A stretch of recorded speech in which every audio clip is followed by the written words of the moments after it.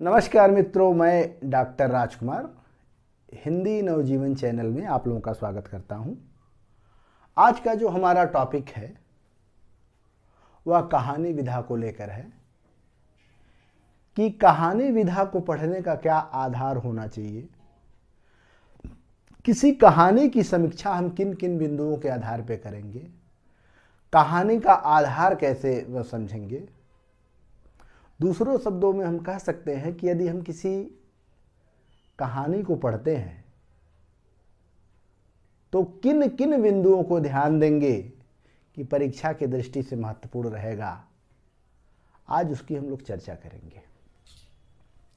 दूसरे शब्दों में कह सकते हैं कहानी के प्रमुख तत्व।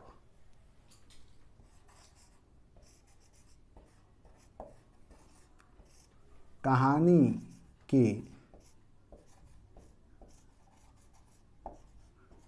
प्रमुख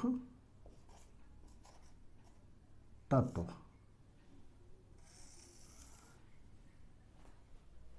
दूसरे शब्दों में हम कह सकते हैं कि जैसे यदि किसी कहानी को हम पढ़ते हैं तो कहानी को एक साधारण शब्दों में लोग जानते हैं, और एक होता है कि ऐसे सिस्टम से पढ़ें कि कहानी की हर आधार बिंदु हमको समझ में आ जाए।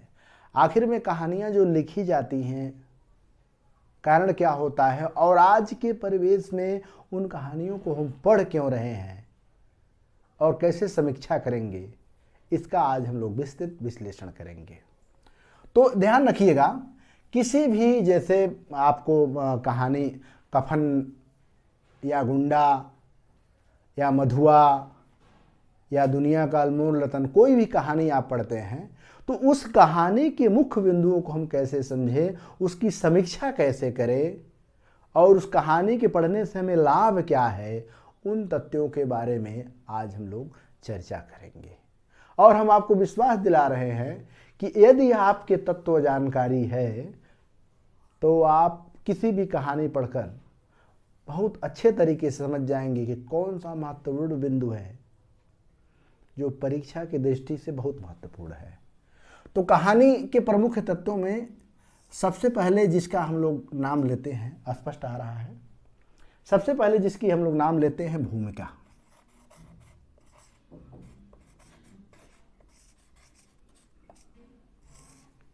देखिए, भूमिका का मतलब क्या होता है।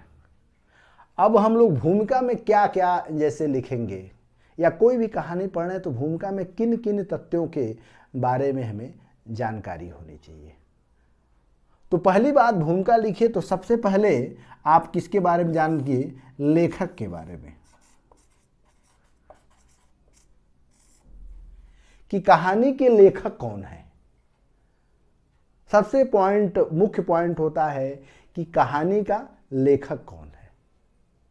उसके बाद दूसरा जो पॉइंट होता है वह होता है रचना काल। देखिए, लेखक क्या करता है कि जो कहानी लिखता है, क्लियर आ रहा है, जो लेखक कहानी लिखता है, ठीक है, आगे पीछे भी कर सकते हैं जब आवश्यकता पड़े तो, जो लेखक कहानी लिखता है उसका एक रचना काल होता है, और जो रचना काल होता है वह बहुत महत्वपूर्ण होता है। परीक्षा में बार बार पूछा जाता है कि जैसे कफन किस सन में लिखा गया था, गुंडा किस सन में लिखा गया था, ठीक है, उसने कहा था किस सन में लिखा गया था। तो ये बार बार प्रश्न पूछता रहता है। उसके बाद आपको जो सबसे बड़ी बात है कि ये तीसरा जो बिंदु है, पहली कहानी है या अंतिम। ये भी ध्यान रखिएगा कि जो मतलब जैसे ये भी आपको जानकारी होना चाहिए कि उस लेखक की पहली कहानी है और अंतिम कहानी है तो काफ़ी महत्वपूर्ण होगी। तो जब आप भूमिका बनाइए तो भूमिका में इन बिंदुओं को जरूर आप ध्यान दीजिए कि यह जरूर देख लीजिए कि वह पहली कहानी थी कि अंतिम कहानी थी। उसके बाद आप क्या देखेंगे कि जो कहानी है वह किस पत्रिका में छपी थी, ठीक है, पत्रिका का नाम, ठीक है, किस पत्रिका में ये कहानी छपी थी पहली बार। ठीक है, और किस काव्य संग्रह में यह प्रकाशित किस कहानी संग्रह में प्रकाशित हुई। तो यहां ध्यान दो चीज को देना है, एक पत्रिका का नाम, ठीक है, पत्रिका नाम और संग्रह, क्योंकि हर कहानी का एक अलग कहानी संग्रह होता है। तो यह ध्यान देने की जरूरत है कि कहानी किस पत्रिका में छपी थी, कब छपी थी, ये ध्यान देने की जरूरत है। उसके बाद जो पांचवा पॉइंट है, सबसे महत्वपूर्ण पॉइंट है, वो ये देखा जाता है कि कहानी किस ढंग की है। ठीक है, जैसे कहानी का ढंग,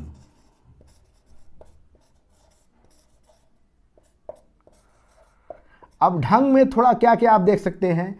ये जैसे मान लीजिए कि ऐतिहासिक कहानी है, ठीक है,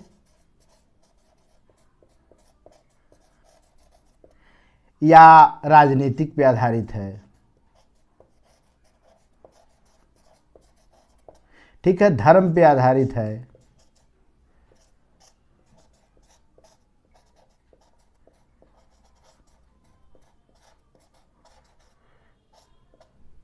उसके बाद ये भी देख सकते हैं कि दलित कहानी है,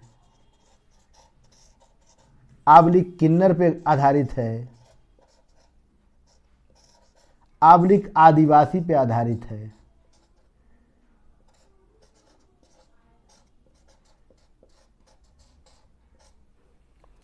तो अब कहानी का जिसे ढंग जरूर देखना चाहिए कि कहानी किस टाइप की है, ऐतिहासिक है, राजनीतिक है, धर्म पे आधारित है, दलित पे आधारित है, किन्नर पे आधारित है, आदिवासी पे आधारित है, ये जरूर देखना चाहिए, या समस्या प्रधान है।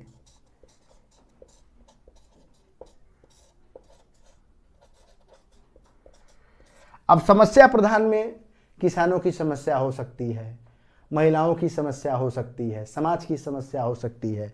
तो यह आप जैसे भूमिका में, जब आप भूमिका बनाएंगे, ध्यान रखिएगा, जब भी आप भूमिका बनाइए तो भूमिका में ये सब बातें जरूर डालिए। लेखक, फिर उसके बाद रचनाकाल किस सन में आई, पहली कहानी, अंतिम कहानी, पत्रिका का नाम, संग्रह, फिर उसके बाद कहानी का ढंग, कोई किस तरह की कहानी है। इन बिंदुओं की चर्चा आप जरूर करिए, ठीक है। उसके बाद जो दूसरा महत्वपूर्ण बिंदु है जिस पे हम लोग चर्चा करेंगे, ये है कथानक या कथासार।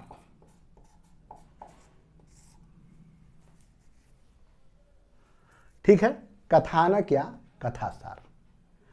कथानक मतलब कहानी।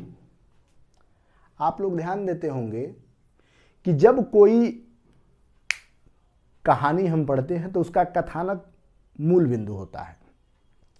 कथानक कैसे शुरू करें, कथानक का शीर्षक क्या है। जैसे कोई कहानी है, जैसे मान लीजिए कि कानों का कंगना है, तो कानों का जो कंगना है, इसका जो शीर्षक है कानों का कंगना, वही मूल बिंदु है। जैसे मान लीजिए कफन कहानी है, कफन ही मूल बिंदु है। तो वह कफन के इर्द गिर्द स्टोरी कैसे नाचती है, तो इसमें आप कैसे आप लिखेंगे। सबसे पहले इसमें देखेंगे कि इसका शीर्षक क्या है। जब भी कथानक लिखिए तो ध्यान दीजिएगा कि शीर्षक पे जरूर ध्यान दीजिए कि शीर्षक कैसे कहानी के इर्द गिर्द चल रहा है, कि शीर्षक का होना बहुत ही जरूरी है। फिर उसके बाद दूसरा जो क्रम आता है वो होता है आरंभ। आरंभ का मतलब होता है कहानी का जब आरंभ होता है, किस तरह कहानी का विकास चल रहा है, कहानी का आरंभ कहां से होता है। क्योंकि अगर कहानी का आरंभ अगर अच्छा नहीं लगेगा तो जिज्ञासा नहीं बढ़ेगी, और जिज्ञासा नहीं बढ़ेगी तो पढ़ने की इच्छा नहीं होगी। तो ये भी ध्यान देना होता है कि कहानी का आरंभ कैसे है, जिज्ञासा भरा होना चाहिए कि हुआ क्या, हुआ क्या, तभी तो आदमी कहानी पढ़ेगा। अब आरंभ के बाद होता है तीसरे नंबर पे, यह है विकास। मतलब विकास का मतलब कहानी अब धुरी पे चल रही है और अब कहानी का मोड़ आगे बढ़ रहा है। जैसे उदाहरण तौर पे मान लीजिए आप कफन कहानी पढ़ रहे हैं, तो कफन कहानी में जैसे बुधिया घिसू माधो की जो समस्या चल रही है, तो शुरुआती में तो आलू भूनते हैं, आलू भूनते हुए नजर आते हैं, ठीक है। ये आपका प्रारंभ है। विकास कहाँ शुरू होता है? जब बुधिया मर जाती है, वहां से विकास शुरू होता है। उसके बाद चरम सीमा कब है? जब वह कफन मांगने के लिए ठाकुर के पास गांव में घूमते फिरते हैं। तो इसके बाद विकास के बाद जो चौथी जो आप मूल पॉइंट है वह है चरम स्थिति।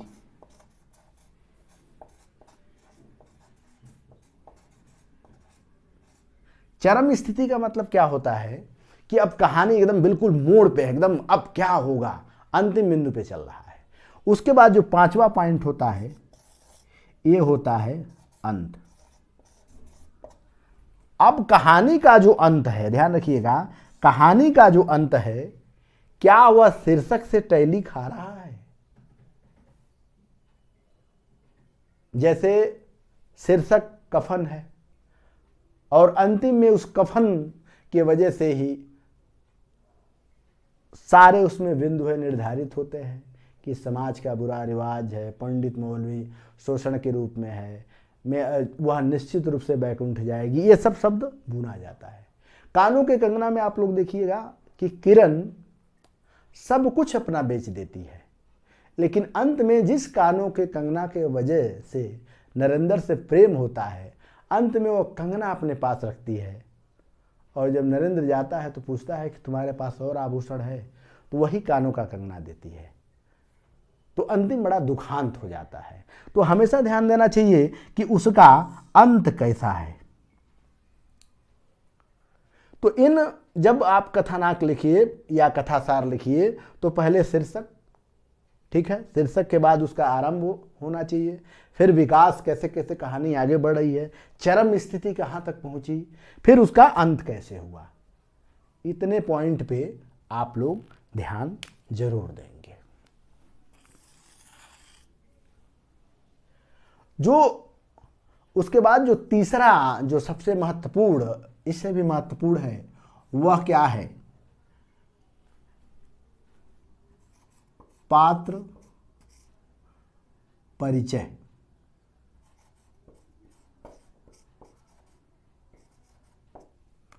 पात्र परिचय कह सकते हैं, पात्र योजना कह सकते हैं, या चरित्र चित्रण भी कह सकते हैं।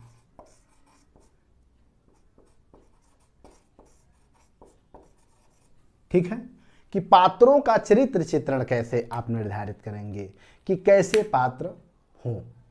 तो कहानी में किन बिंदुओं को ध्यान देना चाहिए? सबसे पहली जो बात है कहानी में, अगर कहानी लिख रहे हैं, कहानी पढ़ रहे हैं, तो ध्यान रखिएगा कि कहानी लिखते समय या कहानी का जो पात्र परिचय है उसको देते समय दो बातें जरूर ध्यान देनी चाहिए। सबसे पहले जो मुख्य बातें क्या है कि किसी भी जब आप पात्र परिचय या चरित्र चित्रण की आप बात करिए तो दो चीज इसमें, दो तरह के आपको पात्र जरूर मिलेंगे। एक पात्र होता है प्रत्यक्ष पात्र, प्रत्यक्ष पात्र, और दूसरा होता है अप्रत्यक्ष।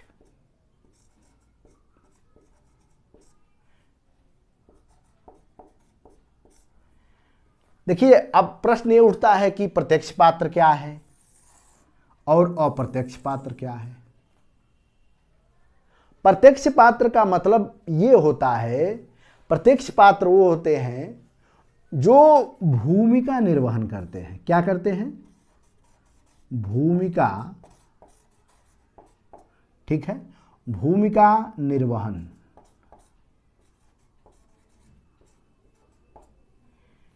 प्रत्यक्ष पात्र हमेशा ध्यान रखिएगा, जितने भी प्रत्यक्ष पात्र होते हैं मेन रील में होते हैं, यह इनका नाम आता है, पूरी कहानी में अदा करते हैं भूमिका। लेकिन जो अप्रत्यक्ष पात्र होते हैं, अप्रत्यक्ष पात्र, यह जो है कि सूचना परक होते हैं। सूचना परक। ठीक है, सूचना परक का मतलब क्या होता है कि अप्रत्यक्ष पात्र की केवल सूचना दी जाती है। जैसे आप ताई कहानी पढ़ेंगे तो उसमें राय गिरधारी लाल है एक, वह केवल उनकी सूचना दे जाती है, उनके बच्चे नहीं हैं। तो अब जैसे मान लीजिए कि दुनिया का अनमोल रतन पढ़ेंगे तो फला फला मौलवी हैं, वहाँ खड़े हैं, तो कहानीकार क्या कर रहा है कि वहाँ मौलवी खड़े हैं, एक चोर खड़ा है, ये जैसे एक अप्रत्यक्ष पात्र है, केवल सूचना उनकी दी जा रही है, फला फला है। अब जो आप प्रत्यक्ष पात्र देख रहे हैं इसमें भी दो तरह के पात्र होते हैं, ध्यान दीजिएगा। इसमें कौन कौन पात्र होते हैं? एक होते हैं मुख्य पात्र,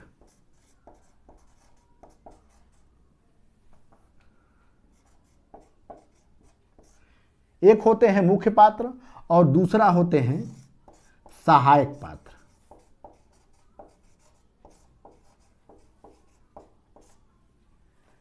मुख्य पात्र मतलब ये होते हैं जो पात्र पूरे कहानी में कहीं न कहीं इर्द गिर्द घूमते रहते हैं।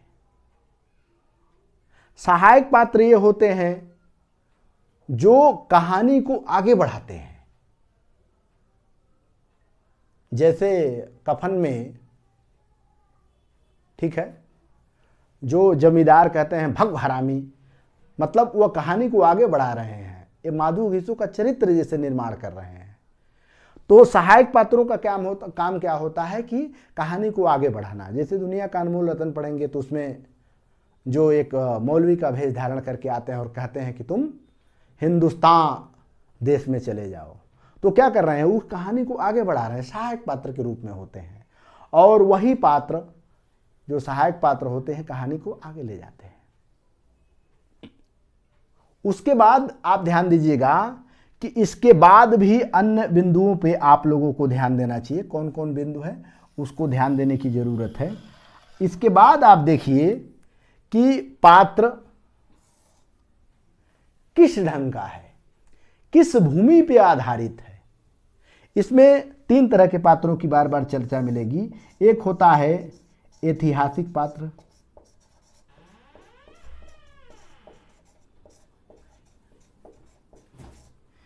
ठीक है, एक होता है ऐतिहासिक पात्र। मतलब ये क्या करता है कि इतिहास से किसी पात्र को ले लिया गया और उस आधार पे कहानी चलती है। और इसी पे एक दूसरा होता है काल्पनिक पात्र।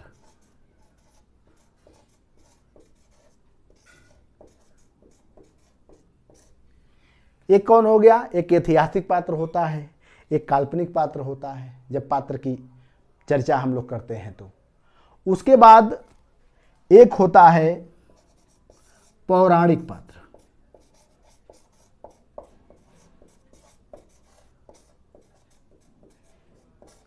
और जो सबसे अंतिम है सामान्य पात्र।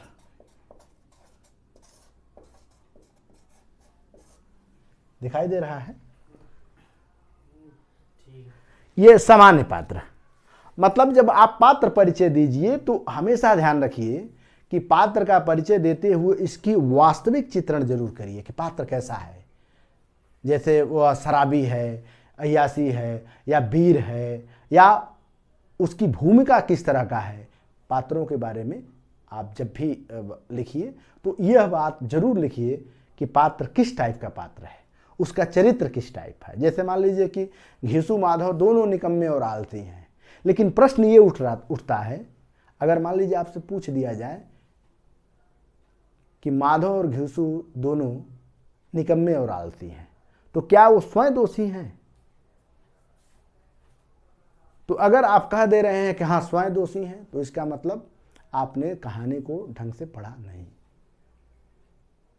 प्रेमचंद क्या दिखाते हैं कि उनके गांव में रहने वाले उससे अधिक काम करते हैं, लेकिन उनसे अच्छी स्थिति किसी की नहीं है। तो जो घिसू और माधव है, हमारे समाज द्वारा परिस्थितियों के वश में रहकर ऐसे पात्र का निर्माण होता है। तो उनका खुद दोष नहीं है, उससे अधिक समाज का दोष है। तो जब आप पात्र की चर्चा करें तो पात्र का जरूर देखिए। जैसे मान लीजिए गुंडा कहानी में जो ननकू सिंह है, या आकाशदीप में जो पात्र है, पुरस्कार में जो मधुलिका का रोल है, यह एक तरह के ऐसे पात्र हैं जिनका चरित्र चित्रण उज्जवल है। लेकिन कुछ ऐसे पात्र हैं कि निकम्मे और आलसी के बाद भी हमारे संवेदनशीलता का एक अंग बन जाते हैं। आप कफन कहानी पढ़ते हैं तो उन लोगों को विलेन नहीं मानते हैं, माधव और घिसू को विलेन नहीं मानते हैं। आप विलेन मानते हैं उन मोटे मोटे लोगों को जो दूसरे का खून चूसते हैं। उनके प्रति तो आपका अनुराग भाव जग गया। तो जब आपका पात्र परिचय चित्रण करिए तो इस बात को ध्यान जरूर दीजिए। उसके बाद जो बिंदु है,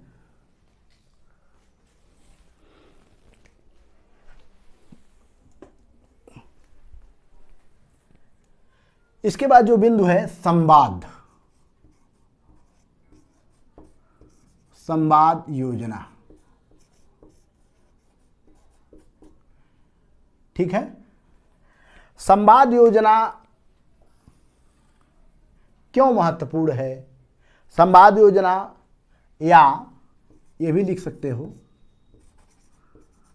कथोप कथन। कथोपकथन में क्या क्या बातें होनी चाहिए? संवाद योजना क्यों जरूरी है? थोड़ी सी तकनीकी दिक्कत आ गई थी। हम लोग कहाँ थे? संवाद योजना पे। अब इसके बाद जो कहानी का तत्व है, ठीक है, संवाद योजना या कथोपकथन। क्लियर आ रहा है? अब जैसे संवाद योजना क्या होना चाहिए? संवाद योजना में सबसे जरूरी है, सबसे पहला पॉइंट क्या? संक्षिप्त। जो भी संवाद योजना है यानी डायलॉग संक्षिप्त होना चाहिए, और वही डायलॉग आपको उस कहानी को, इस पिक्चर को, उस उपन्यास को पढ़ने के लिए प्रेरित करता है। जैसे आप पिक्चर देखते हैं, जब कहता है कि झुकेगा नहीं साला, ये डायलॉग है। अरे ओ सांभा कितने थे रे, ये डायलॉग है। और ये डायलॉग आप क्या करते हैं कि यही डायलॉग आपको प्रेरक बनाता है। तो संक्षिप्त होना चाहिए। बड़ा डायलॉग होगा तो जैसे कोई याद नहीं कर पाता है। ठीक है, उसने कहा था, अब क्या कहा था, ये प्रश्न खड़ा हो जा रहा है। ये डायलॉग है। संक्षिप्त मतलब छोटा शब्द होना चाहिए। जो भी डायलॉग होगा छोटा शब्द होना चाहिए। दूसरा जो महत्वपूर्ण पॉइंट है, नाटकीयता। मतलब उस नाटक को आगे बढ़ाने वाला हो। तीसरा, सरल। सरल का मतलब समझ रहे हैं? मतलब छोटा डायलॉग रहेगा, सरल रहेगा, जो बोलने में आसान हो। अभी हमने जैसे क्या बोलते हैं, हमने बोला तो जैसे क्या है, झुकेगा नहीं साला, छोटा सा है, क्या है, सरल है, सबकी जुबान पे आ जाता है। ठीक है, बसंती इन कुत्तों के सामने नाचना, क्या है, छोटा डायलॉग है, प्रेरित कर रहा है। और फिर उसके बाद जो डायलॉग होना चाहिए, पात्रानुकूल होना चाहिए।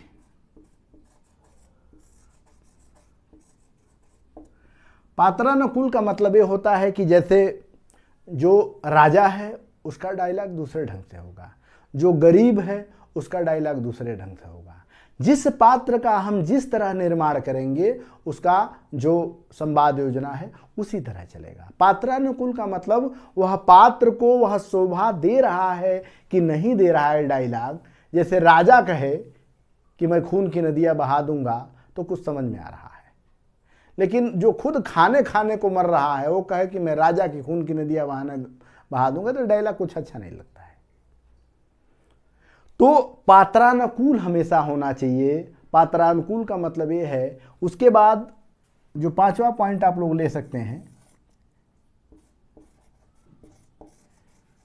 जिज्ञासा। जो डायलॉग हो जिज्ञासा परक हो, उसमें जिज्ञासा हो कि आखिर में ऐसे पात्र ने क्यों कह दिया, ऐसे पात्र ने आखिर में इसके कहने में राज क्या है। जब भी हम संवाद योजना में चले तो इन बिंदुओं को ध्यान दें कि कथोपकथन में क्या क्या होना चाहिए। संक्षिप्त होना चाहिए, नटकिया होना चाहिए, सरल होना चाहिए, पात्रानुकूल होना चाहिए, जिज्ञासा भरा होना चाहिए, और ये भी ध्यान देना चाहिए कि देश काल परिस्थितियों के अनुरूप होना चाहिए। देश काल, ठीक है, परिस्थितियों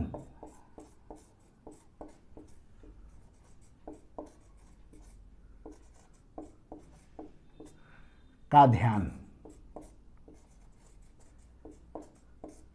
देश काल परिस्थिति का ध्यान का मतलब यह है कि जैसे मान लीजिए अगर कोई कहानी भक्ति काल में चल रही है तो भक्ति काल में उस समय दो ही धर्म था, एक हिंदू धर्म था, एक मुस्लिम धर्म था। कबीर ने क्या किया है कि हिंदू धर्म और मुस्लिम धर्म की ही बुराई किया है।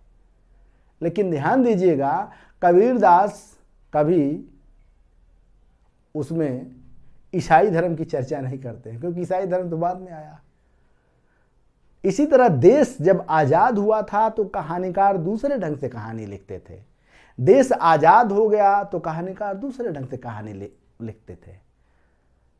अब जैसे आप पात्रानुकूल का मतलब और देश परिस्थितियों के अनुसार, मतलब आप यह जरूर देखें कि जो कहानी का संवाद है वो किस ढंग से चल रहा है। जैसे मान लीजिए कोई ग्रामीण अंचल का है तो अंग्रेजी तो बोलना शुरू नहीं कर देगा, उसकी भाषा टूटी फूटी होनी चाहिए, देशज शब्दों में होनी चाहिए। लेकिन अगर जैसे आप गोदान पढ़ लीजिए तो गोदान में जो मेहता का शब्द है बड़े दूसरे ढंग से, एकदम बिल्कुल दूसरे ढंग से बोलता है। वही होरी का जो शब्द है दूसरे ढंग से बोलता है। तो ये भी ध्यान देना चाहिए कि देश काल परिस्थितियों के अनुसार ही उसकी संवाद योजना चलनी चाहिए। एक संस्कृत के नाटककार हैं, उनका नाम हमें याद नहीं है, आप लोग बताइएगा कमेंट करके। उनके एक पात्र का ओठ कट जाता है, तो जब ओठ कट जाएगा तो ओष्ठ शब्द का उच्चारण सही से नहीं होगा। तो उस नाटककार ने क्या किया कि उस पात्र को कभी भी ओष्ठ शब्द का सही उच्चारण कराया ही नहीं। क्योंकि मान लीजिए जिसका ओठ कट गया, जिस पात्र का ओठ कट गया, ठीक है, वह पापा कैसे बोलेगा। तो वर्ण अक्षरों का भी ध्यान देना बहुत जरूरी है। तो जब भी आप संवाद योजना दें तो संवाद योजना में इन सब बातों को ध्यान देना बहुत जरूरी है। पात्र परिचय, चरित्र चित्रण, संवाद, कथोपकथन। इसके बाद जो महत्वपूर्ण तथ्य है वह है देश काल वातावरण।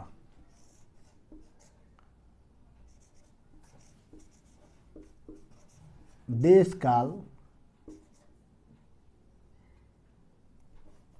वातावरण, ठीक है। देश काल वातावरण में क्या क्या आप ध्यान देंगे। देश काल वातावरण में क्या क्या आपको ध्यान देना है कि देश काल वातावरण क्या है। नंबर 1 पे सामाजिक है, दूसरा क्या है, राजनीतिक है, तीसरा क्या है, धार्मिक है,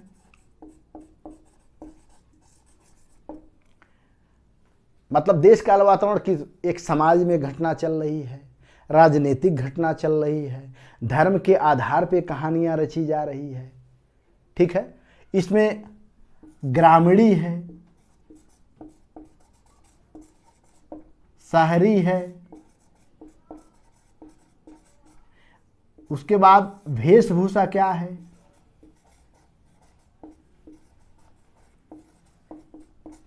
वेशभूषा का मतलब गांव के किसान कोट पैंट पहनेंगे नहीं, गांव के किसान इंग्लिश बोलेंगे नहीं। जब आप कहानी लिख रहे हैं, कोई अशिक्षित है, बिल्कुल भिखारी है, खाने का मोहताज है, तो उसका जो वेशभूषा वातावरण किस टाइप का होना चाहिए। धोती पहना हो, फटा चिथड़ा पहना हो, तभी तो दिखाया जाएगा। तो जब भी देश काल वातावरण आप देखेंगे तो इन बिंदुओं को जरूर ध्यान देंगे। और इसीलिए बार बार पूछ भी देता है कभी कभी जब आप पढ़ते होंगे तो हमेशा पूछता है कि देश काल का वातावरण क्या था। जैसे दुनिया का अनमोल रत्न कहानी जब आप पढ़ते हैं तो उसमें 3 बिंदु है। एक, उस चोर का हृदय परिवर्तन से निकला हुआ आंसू है। दूसरा, सती का राग है। तीसरा, वह वीर सैनिक का अंतिम खून का कतरा है। वही खून का कतरा दुनिया का अनमोल रत्न है, जो सिपाही देश के लिए लड़ रहा है। लेकिन उस समय क्या था? भारत पर अंग्रेजों का राज था, इसलिए वह महत्वपूर्ण था। आज की स्थिति बदल गई है। आज की स्थिति इसलिए बदल गई है कि जब आप अज्ञेय की कहानी रोज पढ़ेंगे तो उसका देखिए तात्विक समीक्षा कीजिए, किस तरह एक महिला की स्थिति बदल रही है। उस समय की स्थिति दूसरी थी, इस समय की स्थिति दूसरी हो गई है। उसके बाद एक जो और टॉपिक है, ठीक है, वह है भाषा शिल्प।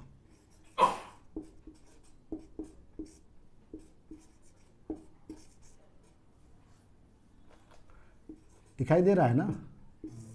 भाषा शिल्प। देखिए, भाषा शिल्प में क्या क्या होना चाहिए? भाषा शिल्प में किस तरह की भाषा का प्रयोग उस कहानी में की गया है? क्या हिंदी बोला गया है? दूसरा, उर्दू बोला गया है? तीसरा, संस्कृत बोला गया है? चौथा, अरबी फारसी का शब्दों का प्रयोग है? तो जैसे जो भाषा शिल्प है, भाषा शिल्प में क्या है? पात्र ने हिंदी का प्रयोग किया है, उर्दू का प्रयोग किया है, संस्कृत का प्रयोग किया है, अरबी फारसी है, या मुहावरे का प्रयोग किया है, या लोकोक्ति का प्रयोग किया है,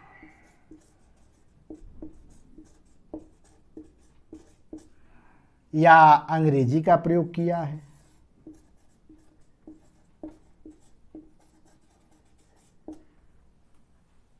ध्यान रखिएगा कि यह भी काल परिस्थितियों के ऊपर है। काल परिस्थितियों के ऊपर निर्भर करता है कि पात्र किस तरह का प्रयोग करेगा।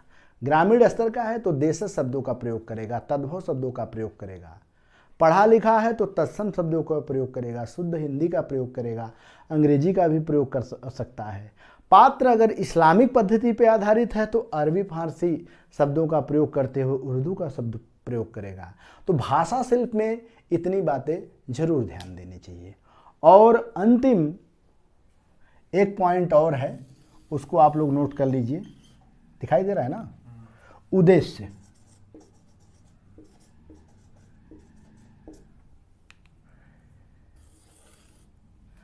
हर कहानी का कोई न कोई उद्देश्य होता है लिखना। कहानी आदर्श से भरी होती है, कहानी यथार्थ से भरी होती है, लेकिन हमेशा ध्यान देना चाहिए कि कहानी केवल मनोरंजन परक न हो, कि केवल मनोरंजन के लिए लिखी गई है। वो कहानी साहित्य की दृष्टि से अच्छी नहीं होती है। साहित्य की दृष्टि से अच्छी वो कहानी होती है जो एक संदेश देते हुए नजर आए, जो एक प्रेरणा देते हुए नजर आए, जो एक उद्देश्य को निर्धारित करती हो। वह कहानी प्रेम पर आधारित हो सकती है, वह कहानी देशभक्ति पर आधारित हो सकती है, वात्सल्य प्रेम पर आधारित हो सकती है, दलितों की समस्या को लेकर हो सकती है, महिलाओं की समस्या को लेकर हो सकती है। तो किन्हीं न किन्हीं उद्देश्यों को कहानी वो पूरा कर रही है। और अंत में निष्कर्ष।